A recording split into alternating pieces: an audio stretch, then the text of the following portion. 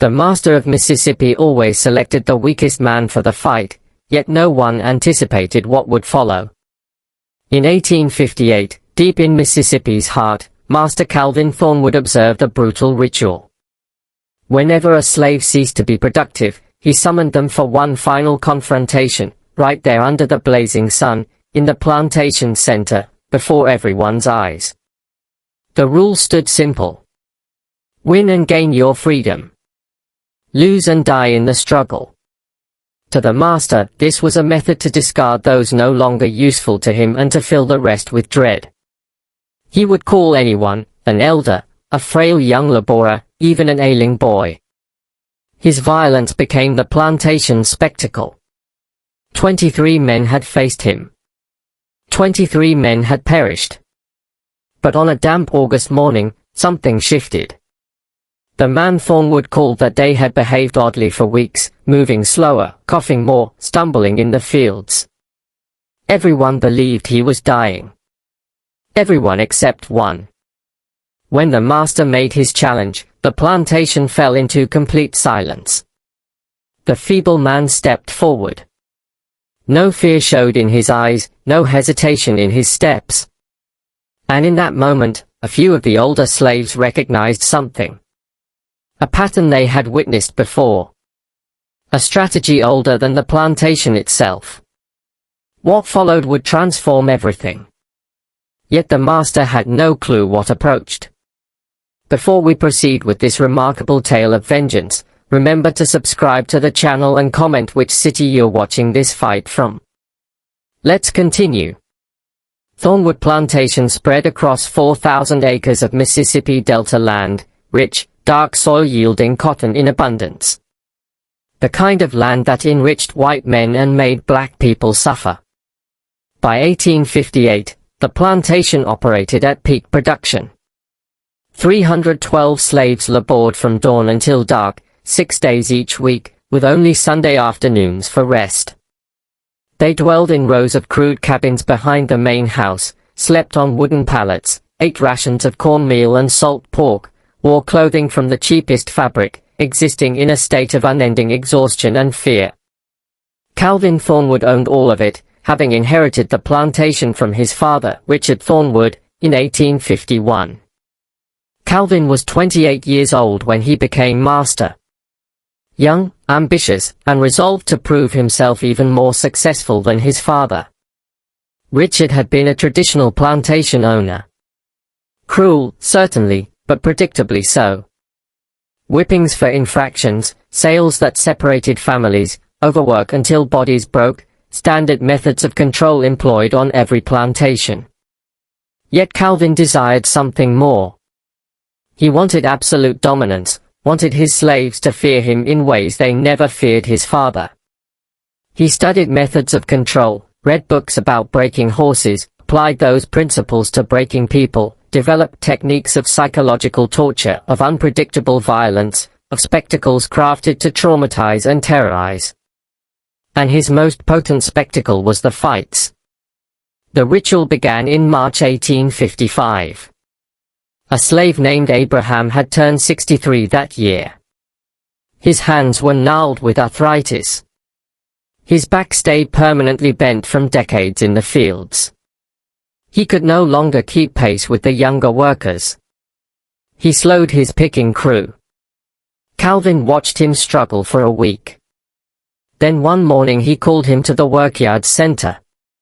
He announced to the gathered slaves that Abraham would fight him. If Abraham won, he'd be freed. If he lost, well, he wouldn't need freedom any longer. Abraham was terrified, knowing he stood no chance against a healthy young master. But what choice did he have? Refuse and be whipped to death. Fighting at least offered a slim hope of survival. So he fought, raised his arthritic fists, tried to defend himself. Calvin toyed with him for 30 seconds, let him throw weak punches that missed. Then Calvin struck back.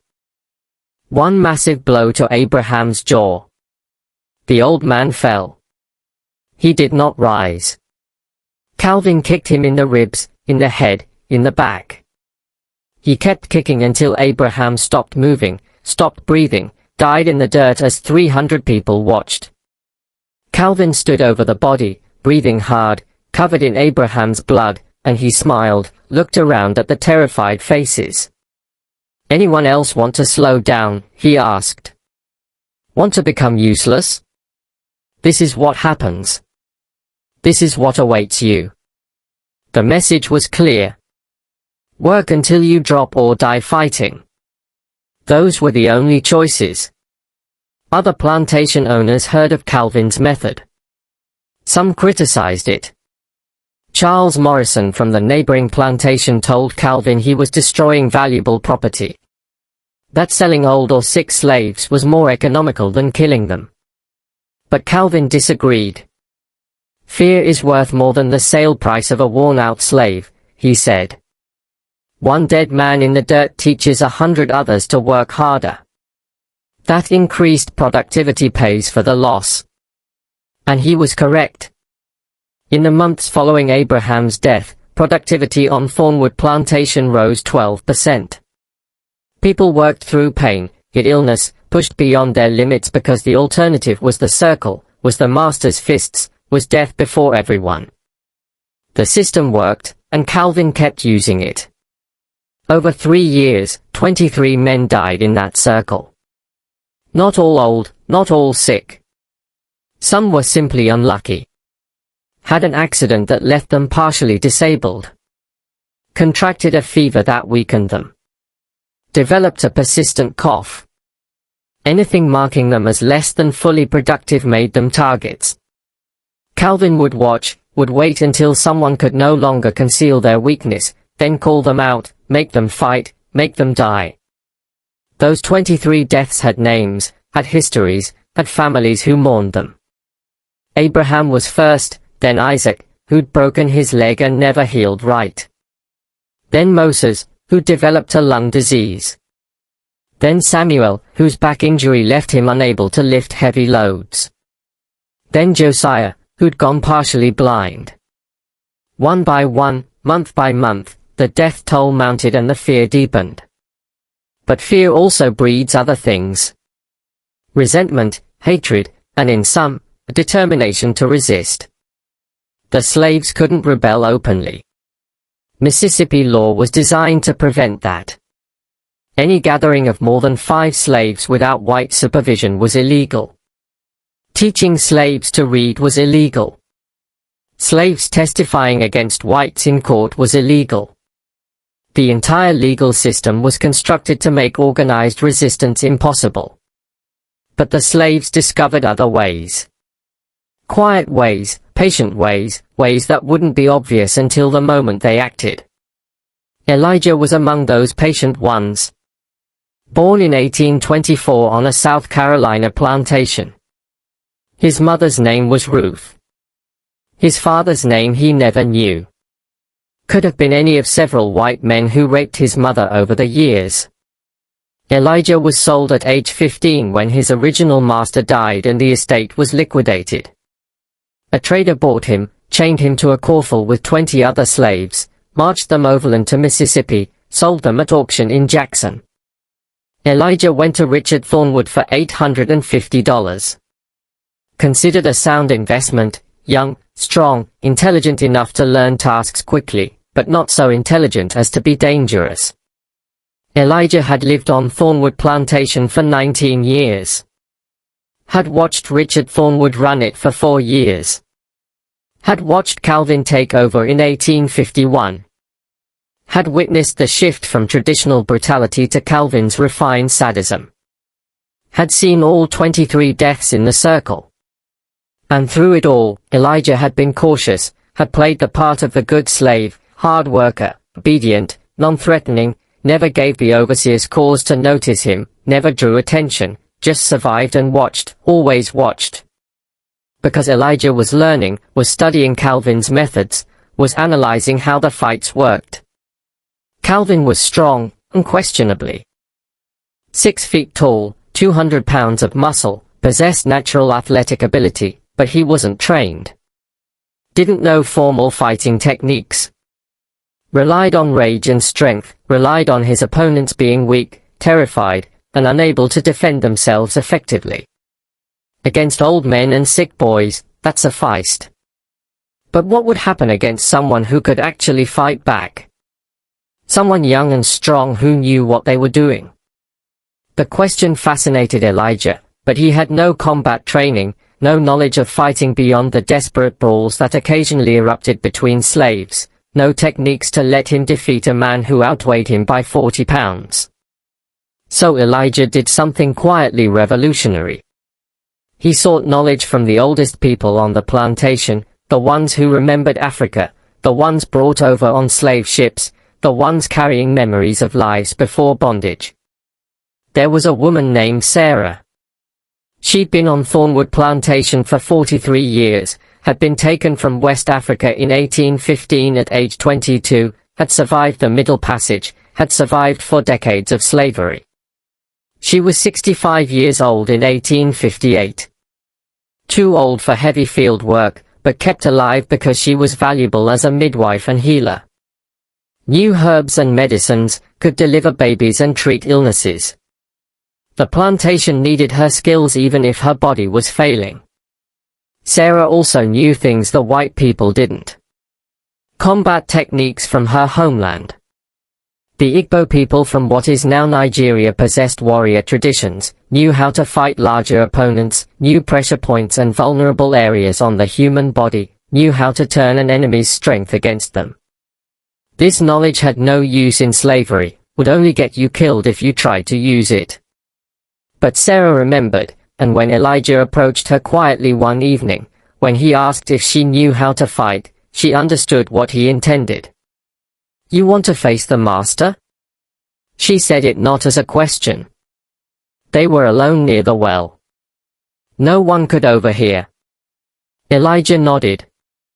"I'm tired of watching people die. Tired of living in fear. I want to do something.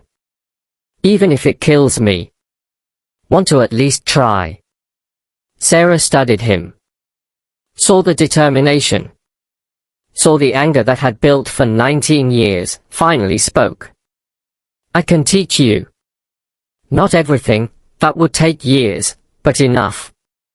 Enough to maybe win a fight if your opponent doesn't expect resistance." Over the following months, Sarah taught Elijah in secret. After dark in hidden places, she showed him where to strike for maximum damage, the solar plexus to knock the wind out, the liver to cause debilitating pain, the throat to choke, the eyes to blind, the knees to cripple. She taught him how to use leverage, how a smaller person could throw a larger one, how to redirect force rather than oppose it directly. She taught him footwork, how to move, how to avoid strikes, how to create angles. Ancient knowledge passed down through generations, now weaponized for one desperate purpose. But knowledge alone wasn't enough. Elijah needed opportunity, needed Calvin to choose him for the circle. But Calvin only chose the weak, the obviously failing. So Elijah had to become weak. Had to convince everyone, Calvin included, that he was declining, that he was becoming a liability, that he deserved to be called out. In June 1858, Elijah began his performance. Started moving slower in the fields, would drop his cotton sack as if his hands couldn't grip properly, would stumble over nothing, would cough frequently as if developing lung disease. Small things at first, easy to dismiss as temporary, but consistent. Day after day, week after week, the performance intensified. Elijah lost weight deliberately, ate less, made himself look gaunt, hollowed his cheeks, slumped his shoulders to appear smaller, made his movements labored, made it seem every task cost him tremendous effort. The overseers noticed. Marcus Kane was head overseer, a brutal man who'd held the position for 6 years. He reported to Calvin that Elijah seemed to be declining rapidly. "Don't know what's wrong with him. Maybe consumption, maybe just worn out, but he's becoming a problem, slowing down his whole work crew." Calvin came to observe, watched Elijah for several days, saw the stumbling, the coughing, the apparent weakness, decided Elijah was used up, would soon need disposing of, started planning the next demonstration. But one person saw through Elijah's act. Sarah knew, obviously, because she was helping him plan it. But there was also a young woman named Grace. She was 23, had been born on the plantation, was beautiful despite slavery's hardships, and she was in love with Elijah. They'd been together 2 years, not married. Slaves couldn't legally marry, but together in every way that mattered. Grace knew Elijah better than anyone. Knew his real strength, knew his intelligence, and she realized what he was doing. She confronted him one night. They were alone in his cabin. "You're planning something. Planning to get called to the circle. Planning to fight Calvin." Elijah didn't deny it. Couldn't lie to her. "I have to do something. Can't just wait to get old and die in that circle like everyone else." Grace's eyes filled with tears. "You'll die anyway. Even if you win the fight, they'll kill you afterward. You know that. There's no escape from this." Elijah took her hands. "Maybe. Probably. But I'd rather die fighting than die begging. Rather die trying to hurt him than die for his entertainment. And maybe I won't die. Maybe there's a way to survive this, to escape, to be free." Grace wanted to believe him. Wanted to think there was hope. But she'd watched 23 men die. Had no reason to think Elijah would be different. "If you do this," she said, "if you go through with this, I'm losing you. One way or another, you'll be gone." "Then come with me," Elijah said. "If I somehow survive, if I somehow escape, come with me. We'll run together, find freedom together." Grace pulled away. "That's a dream. A fantasy. No one escapes Mississippi. The slave catchers always find you. Always bring you back. And even if you made it north, I'm a woman. I can't run like you can. I'd slow you down. Get us both caught." She was crying now. "I love you, but I won't watch you die in that circle. When they call you out, I'll look away. I can't watch it happen." Elijah understood. It was too much to ask, too much to expect anyone to witness. He held her while she cried, memorized the feel of her, the smell of her, knowing this might be their last night together, that his plan would either lead to freedom or death, that either way, this life was ending. After she left, Elijah lay awake. Thought about turning back, about abandoning the plan, about just continuing to survive. But he couldn't. Had gone too far. Had committed too completely. Had to see it through. The call came on August 15, 1858. A Monday morning, humid even at dawn. The temperature would reach 95 degrees by noon. The field slaves assembled in the workyard for their assignments. The overseers were organizing crews when Calvin emerged from the big house. He was dressed casually, white linen shirt, dark trousers, leather boots. He walked with the confidence of someone who'd never lost, someone who'd killed 23 men and felt invincible. Marcus Kane rang the bell. 3 sharp strikes, the signal to stop everything, the signal that someone was about to die. All work ceased. All 312 slaves assembled. They knew what was coming. Had seen it 23 times before. Knew every detail of the ritual. The circle marked in dirt. The fight that wasn't really a fight. The inevitable death. Some looked resigned. Some looked terrified. All looked trapped. Calvin surveyed the crowd. Let the tension build. Let the fear spread. Enjoyed the power of the moment. Finally spoke. "We've got dead weight on this plantation. People not pulling their share. People taking resources without producing value. His eyes found Elijah in the crowd. Elijah stepped forward. The crowd parted, creating a path. Elijah walked through it, head down, shoulders slumped, every movement suggesting exhaustion and defeat. He stopped 15 feet from Calvin. Didn't look up.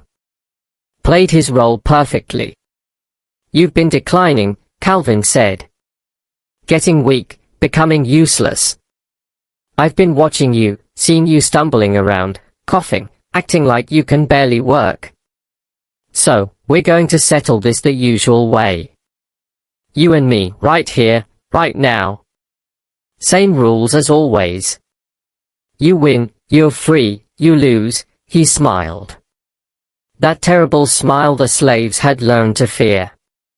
"Well, you won't have to worry about being tired anymore." The white overseers laughed. They stood in a loose circle around the work yard. 6 of them, all armed with whips and clubs, all there to prevent any slave from interfering.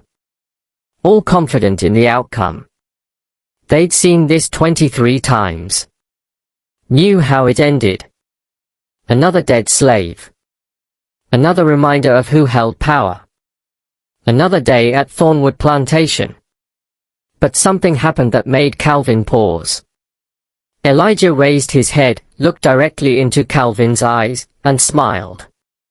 Not a submissive smile, not a fearful smile, a knowing smile.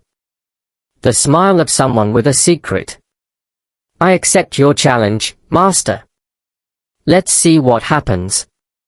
The way Elijah said, "Master," was wrong. It carried mockery. Carried disrespect. Carried confidence that shouldn't exist. Calvin felt something unfamiliar, a flutter of doubt. But he'd issued the challenge, had witnesses, couldn't back down now without looking weak.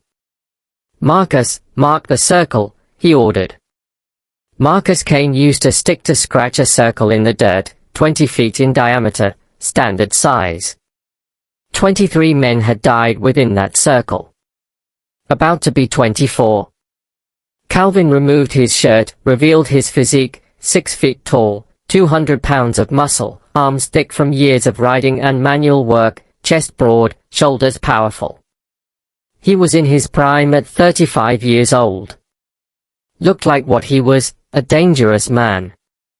The slaves who'd never seen him without a shirt murmured. Their fear intensified. How could anyone fight that? Then Elijah removed his shirt, and everything changed. His body wasn't wasted at all. It was lean and defined. Muscles clearly visible under skin. Scars everywhere, back, chest, arms. Testimony to 19 years of slavery. But underneath the scars was strength. Real strength. Not the appearance of weakness he'd shown for 2 months.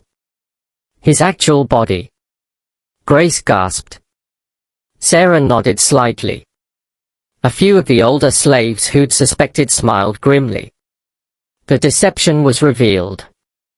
Calvin stared, felt rage building. "You've been playing me. Pretending to be weak. Making a fool of me."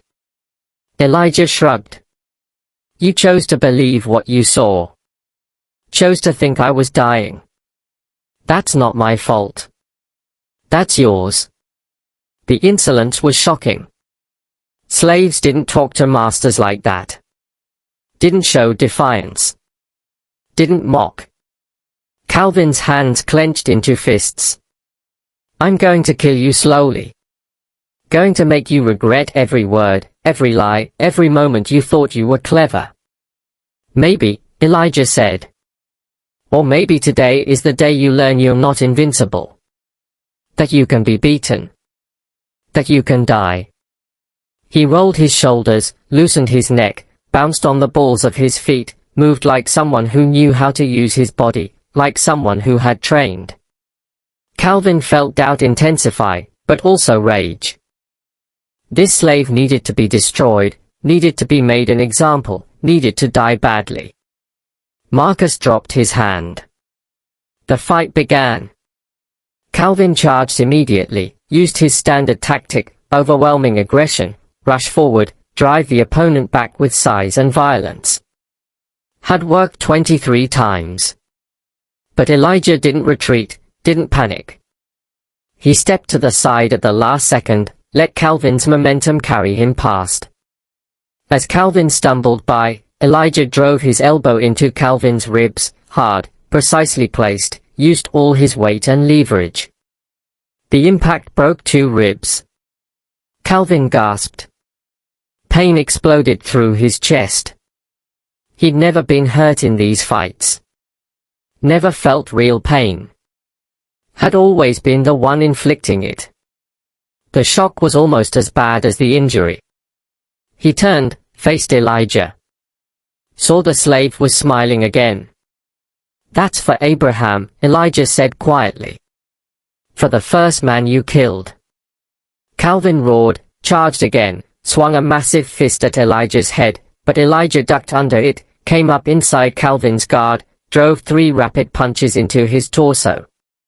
Solar plexus, liver, kidney, Sarah's teaching, strike the soft targets, cause maximum pain, disable rather than just hurt. Calvin staggered. Each punch had landed perfectly. His breath came in gasps. The broken ribs made every inhalation agony. The liver shot sent nauseating pain through his abdomen. The kidney strike made his back spasm. He was hurt, seriously hurt, and the fight had barely started. The crowd of slaves watched in absolute silence. This wasn't following the script. The master was supposed to win easily, was supposed to beat the slave to death within minutes. But Elijah was winning, was dominating, was making Calvin look slow and clumsy. The implications were staggering. If the master could be beaten, if he could be hurt, then maybe he wasn't as powerful as he seemed. Maybe the system wasn't as strong. Maybe resistance was possible. Calvin tried to grapple, tried to use his weight advantage, charged again, this time got his arms around Elijah, lifted him off the ground, tried to throw him, but Elijah twisted, used techniques Sarah had taught him, found leverage points, shifted his weight, turned Calvin's strength against him, somehow reversed the throw. Calvin found himself flying through the air, hit the ground hard, dust erupting around him, breath knocked out of his lungs. Before he could recover, Elijah was on him. Mounted his chest, fists raining down, face, throat, temples. Each strike calculated, each designed to cause maximum damage. Calvin tried to cover up, tried to protect his head, but the strikes kept coming. His nose shattered, blood poured from his nostrils, his lips split, teeth broke, eyes began swelling shut. The beating was systematic, methodical. 19 years of accumulated anger channeled into focused violence. Marcus Cain started moving forward, started to intervene. The master was losing, was being beaten badly. This couldn't be allowed to continue. But Sarah stepped directly into his path. An old woman blocking a young overseer. The master said it was a fair fight, she said loudly, loud enough for everyone to hear. Said the rules were simple. Win and earn freedom, lose and die. Those were his words. You interfere now, you prove his word means nothing. Prove he can't win his own fights. Marcus hesitated. She was right. Calvin had made this public. Had announced the rules before witnesses. If the overseers interfered, it would undermine everything, would show that the master's promises were lies, would show he couldn't win without help. The other overseers looked at each other, uncertain, wanting to help, but trapped by the rules Calvin himself had created. In the circle, the beating continued. Elijah's fists struck down again and again. Calvin was barely conscious. His face was destroyed, blood everywhere, bones broken. He tried weakly to push Elijah off, but he had no strength left, no leverage, no defense. He was being beaten to death in front of his own slaves, in front of his overseers, in front of everyone who was supposed to fear him. Finally, Elijah stopped, stood, looked down at Calvin, who was semi-conscious, bleeding heavily, barely breathing. "You said I'd win my freedom," Elijah said, loud enough for everyone to hear. "You said those were the rules. You lose, I'm free. That's what you promised." He looked around at the assembled crowd, making sure every witness heard. Establishing his claim.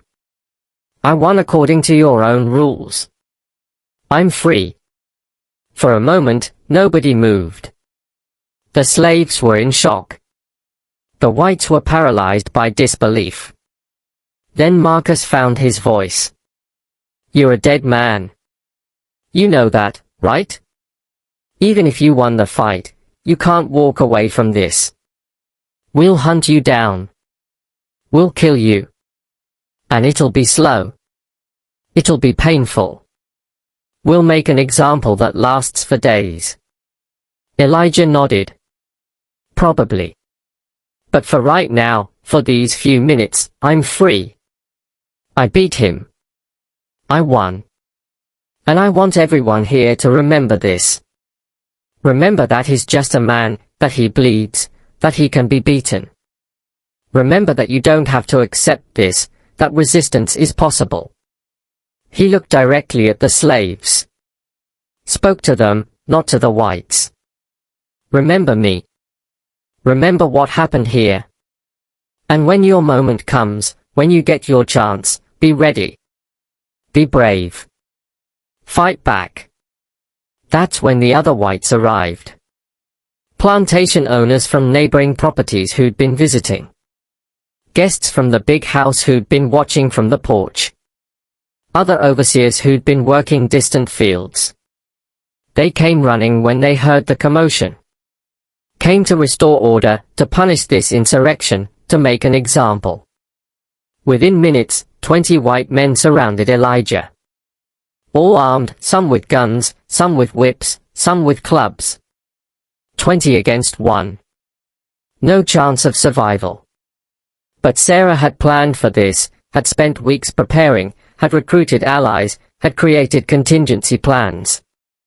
The moment the whites started closing in on Elijah, she shouted one word, a word in Igbo, her native African language, a word the whites didn't understand. Ugbu-a. Now. And the plantation exploded into coordinated chaos. 60 slaves moved at once, not attacking the whites. That would have been suicide, but creating confusion, running in different directions, screaming, making noise, dropping tools with loud crashes, creating sensory overload. The whites couldn't focus on Elijah because they were being overwhelmed by motion and sound and confusion. Couldn't shoot into the crowd without hitting each other or valuable property. Were momentarily paralyzed.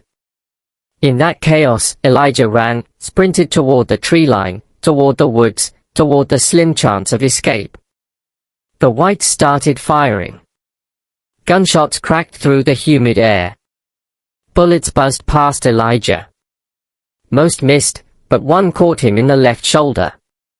The impact spun him, dropped him to one knee. Pain exploded through his upper body, but he forced himself up, kept running, made it to the trees, disappeared into the forest. Behind him, the plantation descended into chaos. Whites shouting orders, dogs barking, the hunt beginning. But the chaos bought Elijah precious time. By the time the whites organized a pursuit, by the time they got the dogs ready, Elijah had a 15-minute head start. And he prepared for this. Had spent weeks planning escape routes. Had marked trees with subtle signs only he would recognize. Had hidden supplies along possible paths. Had created false trails. Had done everything he could to maximize his chances of survival. The bullet wound in his shoulder was bad but not fatal. The round had passed through the muscle without hitting bone or major blood vessels. It hurt terribly, bled heavily, would likely get infected, but it wouldn't stop him immediately. He ran for an hour, put distance between himself and the plantation, then stopped at a hidden cache, pulled out supplies he'd buried weeks earlier, cloth for bandaging, a knife, dried food, a canteen of water. Worked quickly to bind his wound, stopped the bleeding, then kept moving. The next 3 days were a blur of pain and determination. Elijah moved mostly at night, slept in hidden places during the day, followed streams to mask his scent from the dogs, avoided roads and settlements, survived on the supplies he'd cached and on foraged food. The wound in his shoulder became infected on the second day. Fever set in. His body shook with chills despite the August heat, but he kept moving north. Always north, following the North Star, following the path to freedom. Behind him, Thornwood Plantation was in turmoil. Calvin survived the beating, but barely. Spent 2 weeks in bed. A doctor from town said he'd live, but would never be the same. Broken bones healed wrong, face permanently disfigured, lost his right eye, suffered constant pain from his injuries. But worse than the physical damage was the psychological wound. He'd been beaten publicly by a slave. Everyone had seen it. His mystique was shattered, his authority destroyed. He was just a man who could bleed and lose and be humiliated. The other plantation owners were horrified. Not by Calvin's methods, most approved of those, but by his failure. He'd shown weakness, had allowed a slave to defeat him, had created a dangerous precedent. The story spread rapidly. Within days, every slave in the county knew about Elijah beating Master Thornwood. The story gave them hope, gave them ideas, gave them belief that resistance was possible. The plantation owners knew this was dangerous, tried to suppress the story, claimed Elijah had cheated somehow, claimed Calvin had been ill, made excuses. But the slaves knew the truth, had seen it, and couldn't be convinced otherwise. Calvin sent slave catchers after Elijah, professional bounty hunters who specialized in tracking runaways, offered a $1,000 reward, an enormous sum, enough to motivate hunters from multiple states. They searched for weeks, found signs of Elijah's passage, blood on leaves from his wounded shoulder, footprints in mud, evidence he'd camped in certain locations, but they never caught him. Never even got close. Because Elijah had help. The Underground Railroad, the secret network that helped escaped slaves reach free states. Conductors had been watching Thornwood Plantation, had heard about Calvin's brutality, had been looking for ways to help. When they learned about Elijah's escape, about his brave fight, they mobilized resources, found him in Tennessee. He was barely alive. Infection had nearly killed him. Body wasted from fever and lack of food. But he'd made it out of Mississippi, was in reach of freedom. The conductors hid Elijah in a root cellar for 2 weeks, treated his infected wound, fed him, let him recover strength, then moved him along the network, from Tennessee to Kentucky, from Kentucky to Ohio. Each leg of the journey risky, each border crossing dangerous. But the conductors were experienced, had moved hundreds of escaped slaves, knew the routes, knew the safe houses, knew how to avoid slave catchers. In October 1858, Elijah crossed into Ohio, collapsed in the home of a Quaker family named Miller, was delirious with fever. The Millers nursed him back to health. Took weeks, but slowly Elijah recovered. His shoulder healed, his strength returned. And for the first time in his life, he was free. Actually, legally free, standing on free soil. No longer property, a human being with rights. But freedom came with grief. Elijah had left people behind. Grace, the woman he loved. Sarah, who taught him how to fight. The 60 slaves who'd created chaos to help him escape. He learned later that Sarah had been whipped nearly to death as punishment for her role, that 3 other slaves had been sold south, that Grace had been sold to a plantation in Alabama. All because they'd helped him. The guilt was crushing. He'd won his freedom at the cost of their suffering. Elijah tried to return for them, tried to organize a rescue, contacted abolitionists, offered to guide a raid, but they refused. Too dangerous, too likely to fail, too likely to get everyone killed. Told him the best thing he could do was survive, build a life, prove that escape was possible, be a symbol of hope. It wasn't the answer he wanted, but it was the only realistic one. In 1861, the Civil War started. Elijah immediately volunteered. Joined the 1st Kansas Colored Infantry, one of the first black regiments. Was 37 years old, but strong and experienced. Fought at Island Mound in October 1862. Fought at Honey Springs in July 1863. Survived multiple battles. Rose to sergeant. Led men in combat. Killed Confederate soldiers without hesitation or guilt. Each one represented the system that had enslaved him.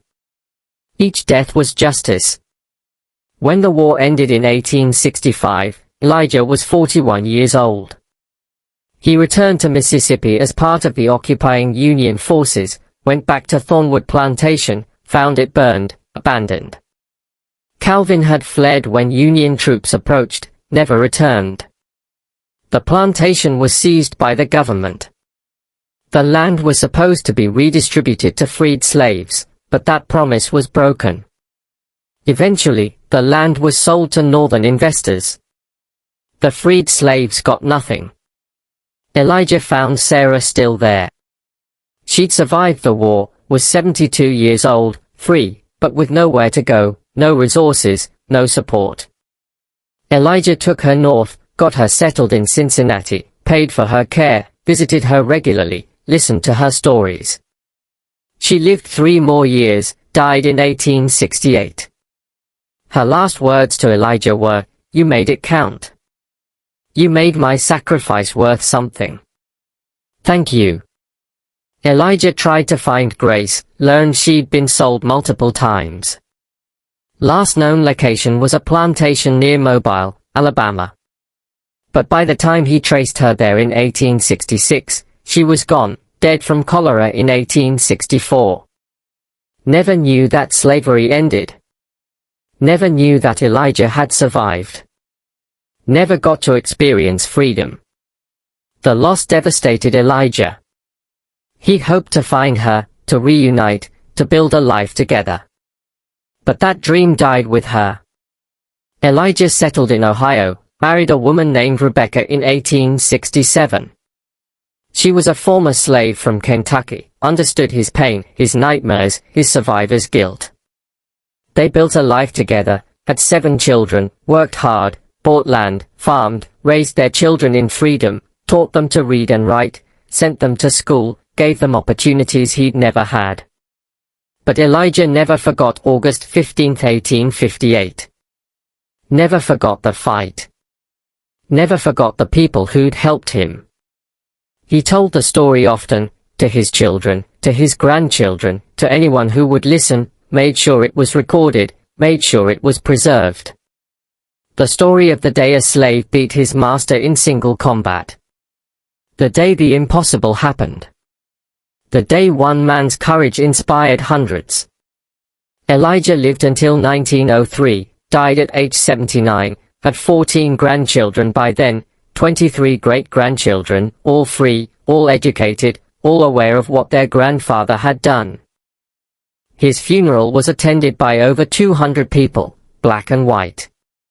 Veterans who'd served with him, abolitionists who'd helped him escape, family who loved him, friends who respected him. They buried him in a cemetery outside Cincinnati. His gravestone read, Elijah Freeman, born into bondage, 1824, died in freedom, 1903. He fought back. The story of Elijah and Calvin spread through multiple communities.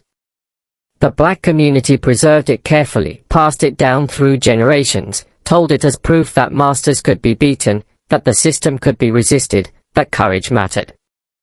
The story was embellished over time. Some versions said Elijah killed Calvin. Some said he freed all the slaves on the plantation. Some said he was 7 feet tall and killed 10 men with his bare hands. Exaggerations, but all based on the core truth that a slave had beaten his master and escaped to freedom. White historians tried to suppress the story, claimed it never happened, claimed there was no documentation, claimed it was a myth created to inspire slave rebellions, but too much evidence existed. Court records showed Calvin Thornwood owned a plantation in Mississippi. Census records showed he owned slaves. Newspaper articles from 1858 mentioned an incident at Thornwood Plantation involving an escaped slave. Veteran records showed a man named Elijah Freeman served in the 1st Kansas Colored Infantry. The pieces could be assembled. The truth could be found if you looked. In 2010, a coalition of local historians and civil rights activists successfully lobbied for a historical marker. It was placed on County Road 12 where Thornwood Plantation once stood. The land is farmland now. Soybeans and corn where cotton once grew. But the marker acknowledges what happened. Reads, site of Thornwood Plantation, 1847 to 1865. In August 1858, an enslaved man named Elijah defeated his master Calvin Thornwood in single combat and escaped to freedom. His courage inspired countless others to resist oppression. His story reminds us that even in the darkest times, resistance is possible. Small acknowledgement, incomplete account, but better than nothing, better than silence, better than pretending it never happened. The marker gets visitors. Descendants of Elijah come to see where it happened. Civil rights groups bring students to learn the story. People leave flowers and stones, small tributes to a man who refused to accept his fate. Who fought back, who won? What do you think of Elijah's story? Was his violence justified? Should he have run instead of fighting? Should Sarah and the others have helped him knowing the consequences? Should he feel guilty about the suffering his escape caused others? These questions don't have easy answers. Violence in resistance to oppression is morally complex. Helping someone escape when it brings punishment on yourself requires extraordinary courage. Surviving when others don't creates a burden of guilt. But what's undeniable is that Elijah refused to accept his fate, chose to fight, chose freedom over safety, and through intelligence, planning, and courage, achieved what seemed impossible. His story matters because it counters the myth of the passive slave. The myth that enslaved people accepted bondage, that they didn't resist, that they waited for white saviors to free them. Stories like Elijah's prove otherwise. Prove that resistance was constant. That people fought back in every way they could. That they were strategic, brave, and dangerous when given opportunity. The system of slavery required overwhelming violence to maintain because the people being enslaved never stopped fighting it. If you found this story powerful, subscribe to the channel. Share it with people who need to understand that resistance is always possible. That courage matters. That ordinary people can achieve extraordinary things. That systems of oppression aren't permanent. That the weak aren't always weak and the strong aren't always strong. Until next time, remember, history is full of moments when someone refused to accept injustice, when someone stood up despite overwhelming odds, when someone fought back and won. Be that person when your moment comes. Until next video.